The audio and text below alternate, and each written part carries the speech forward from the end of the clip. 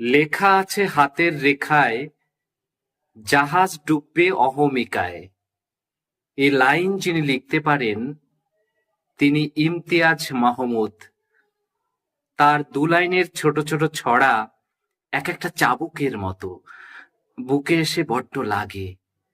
আমার সঞ্চয় থেকে আরো কিছু লাইন আপনাদের শোনাই আজকে। কে যে কার ধ্বংস করে হিংসারে গাঙে, কুল ভাঙতে গিয়ে ঢেউ নিজে আগে ভাঙে। যে যার মতো চলে যায়, রোদ যায় মেঘ যায়, আমার কোথাও যাওয়া হয় না অবসন্নতায়। অথবা ধরুন, সবাই মাড়িয়ে যাচ্ছে যাক, মাথা উঁচু রেখো ঘাস, একদিন তোমার কাছেই নেমে আসবে আকাশ।